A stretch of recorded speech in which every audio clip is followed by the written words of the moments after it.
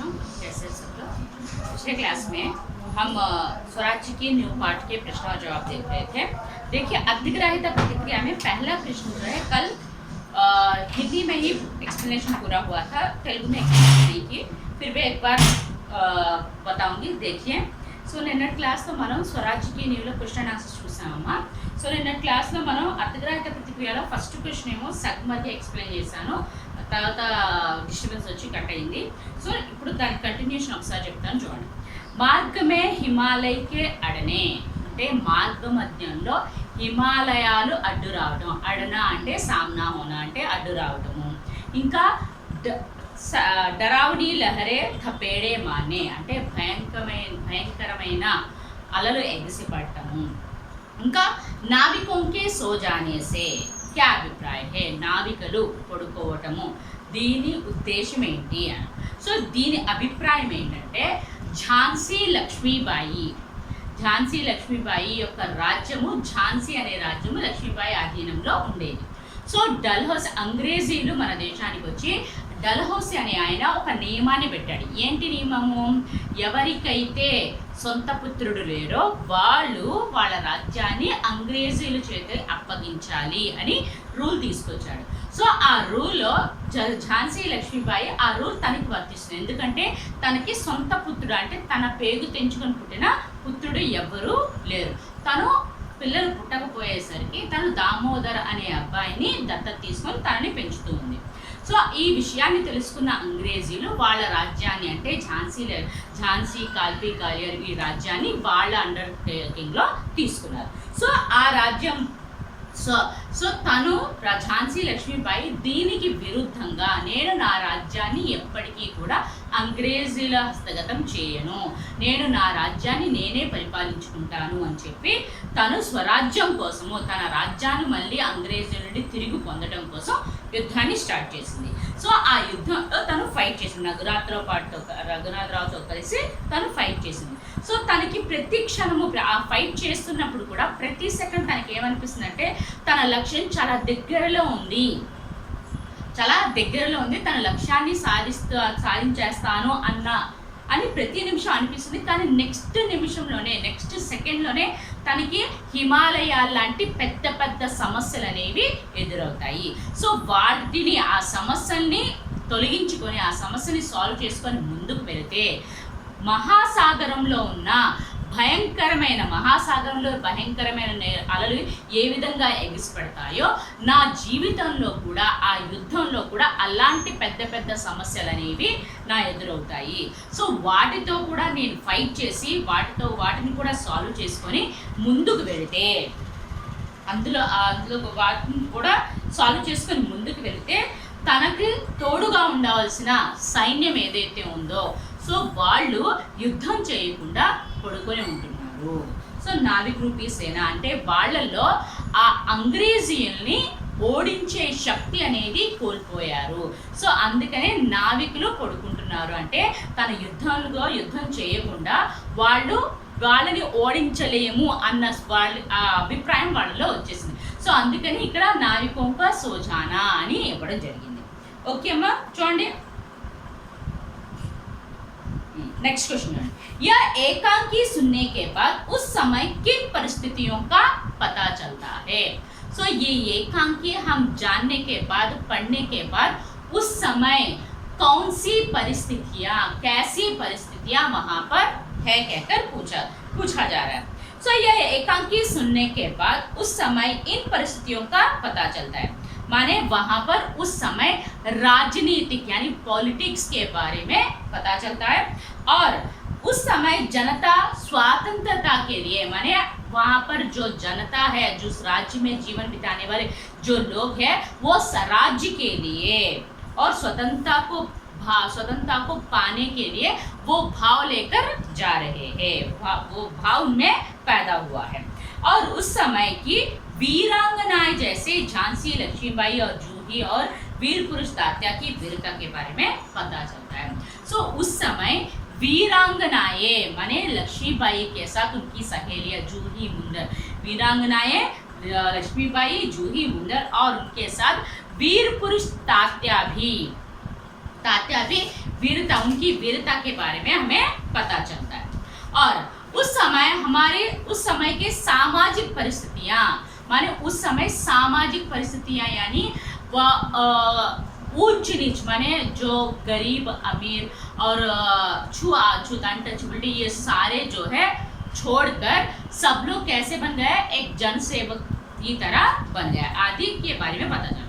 और हमें यह भी पता चलता है कि स्वराज्य प्राप्ति के लिए, माने यहाँ पर वो लोगों का मानना है, उन लोगों का भावना है कि हम चाहे तो स्वराज्य को पाकर रहेंगे, स्वराज्य को हासिल करके रहेंगे, नहीं तो इस स्वराज्य की स्थापना में हम नींव के पत्थर बन जाएंगे कहकर पता चलता है।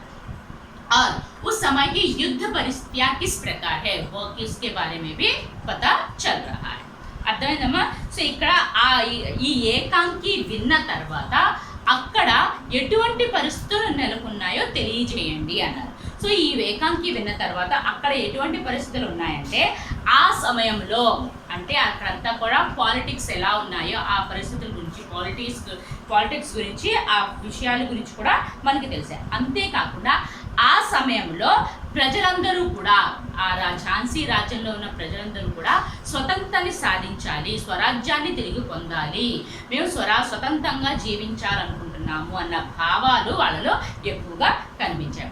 అంతేకాకుండా ఆ సమయంలో వీరాంగనాయే అంటే వీరనారులైన లక్ష్మీబాయి, జూహీ ముందర్ వీళ్ళతో పాటు ఇంకా వీర పురుషైన తాత్యా యొక్క వీరత్వం గురించి కూడా మనకి తెలియజేయడం జరిగింది.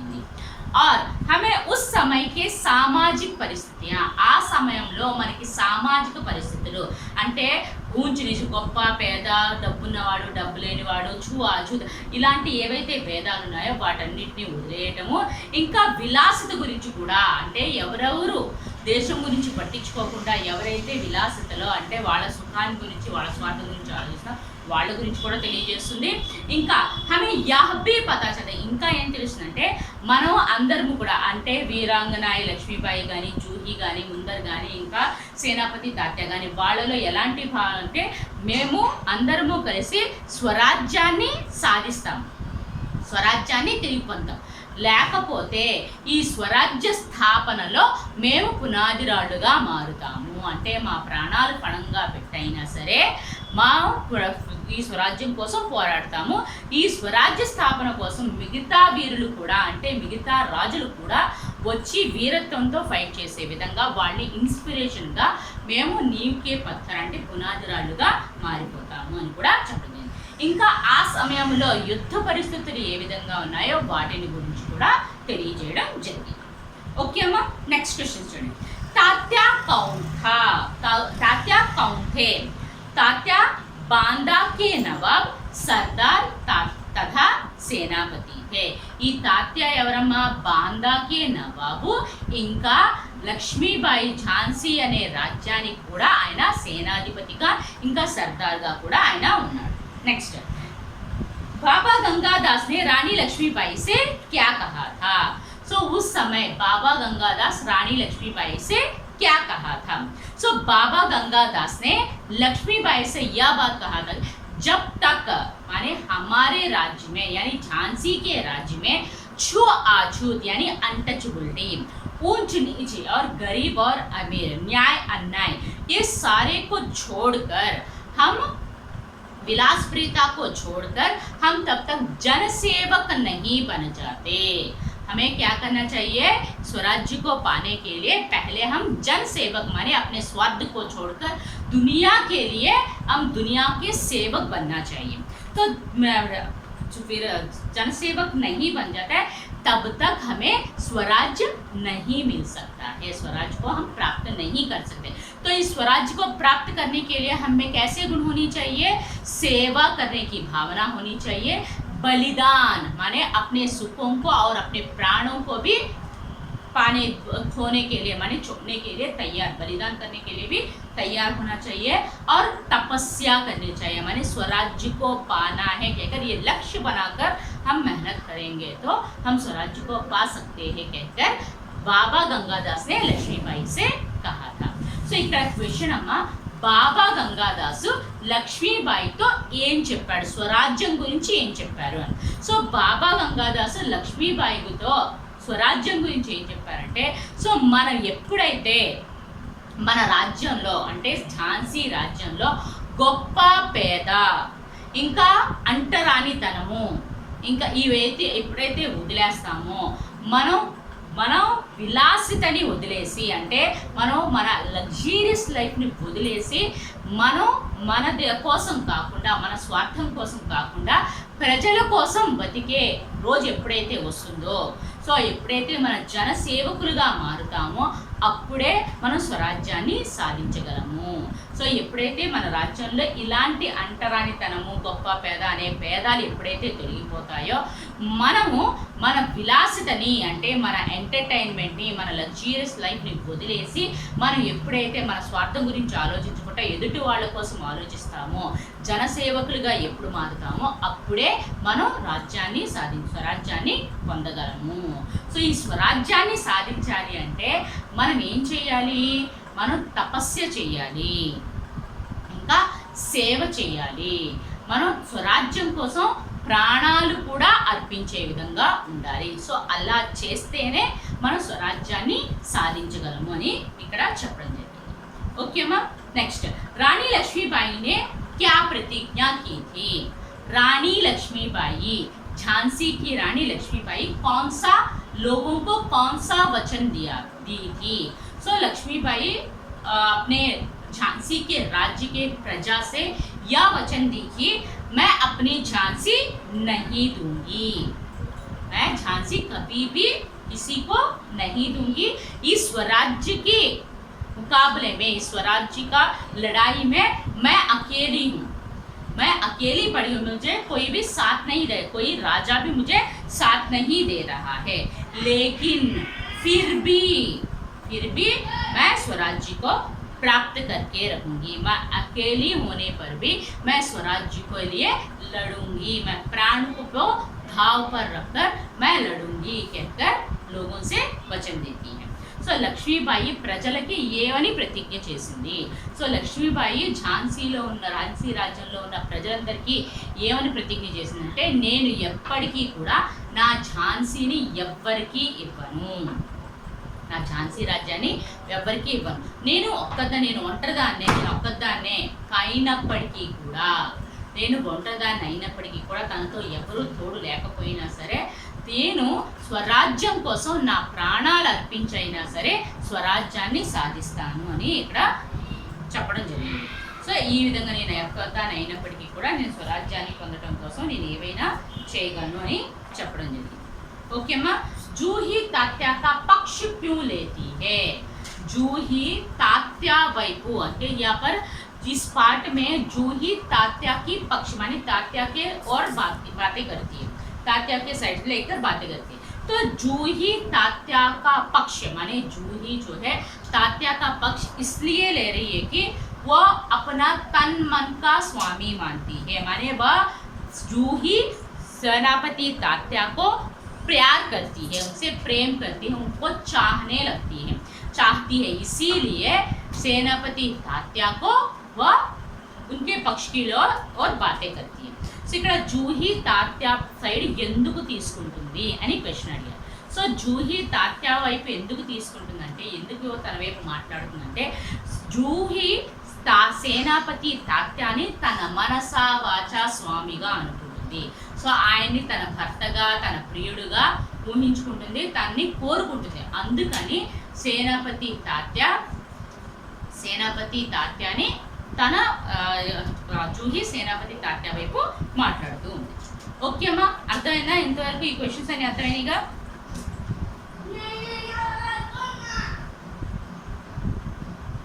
नेक्स्ट जोड़े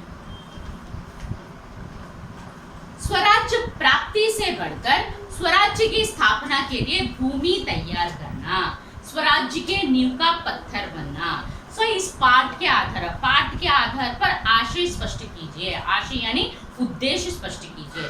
स्वराज्य प्राप्ति से बढ़कर स्वराज्य की स्थापना में स्वराज्य की स्थापना के लिए भूमि तैयार करना, स्वराज्य के नींव का पत्थर बनना. सो इस वाक्य में झांसी लक्ष्मीबाई, इस वाक्य में झांसी लक्ष्मीबाई कर्नल जूही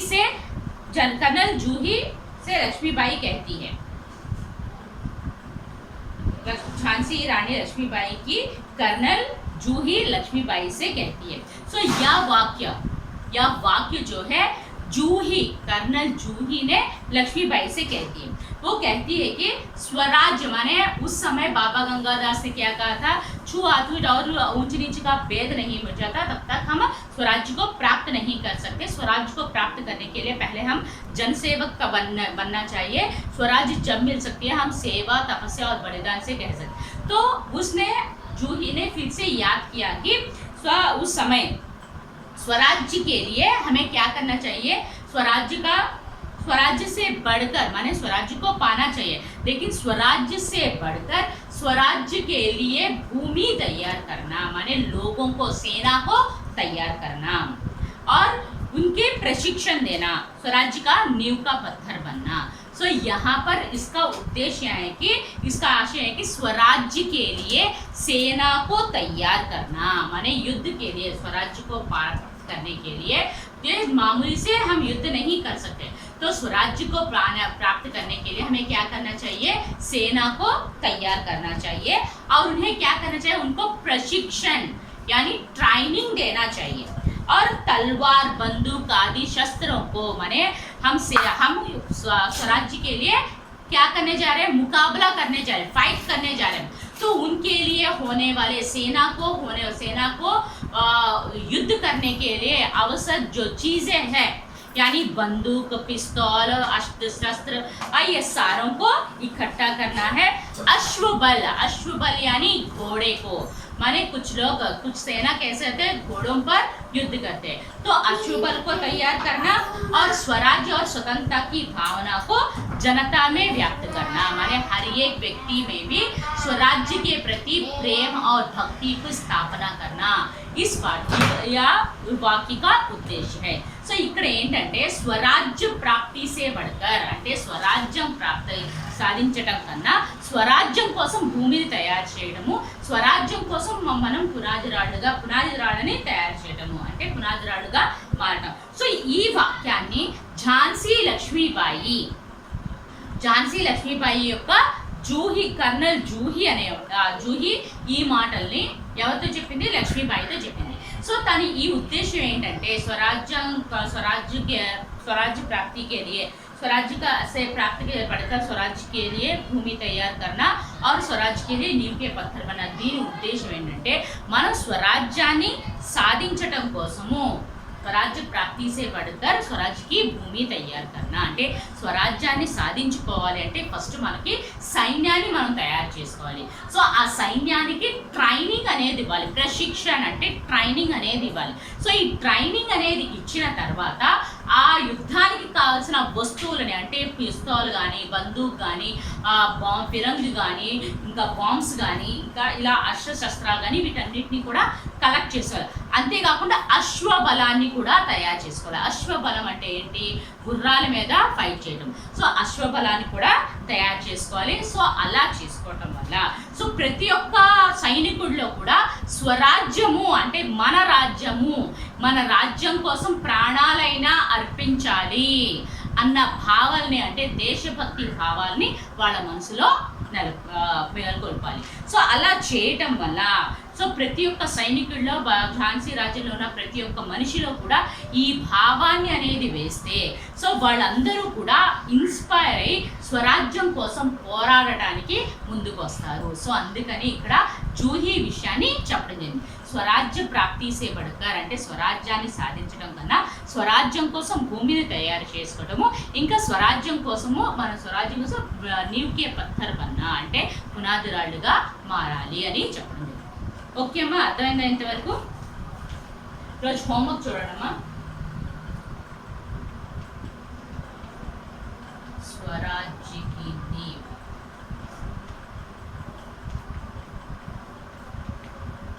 स्वराज्य की नींव लो इन टेक्स्ट क्वेश्चंस अम्मा.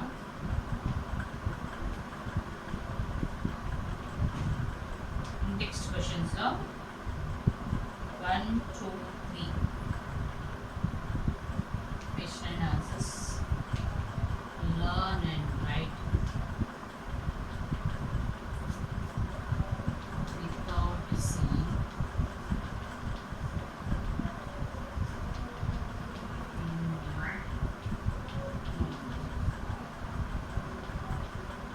ఓకే అమ్మా, స్వరాజ్య కి నీవులో ఇన్ టెక్స్ట్ క్వశ్చన్స్లో 1, 2, 3 క్వశ్చన్ ఆన్సర్స్ చదివి చూడకుండా మీ నోట్బుక్లో రాయండి. ఓకేనా?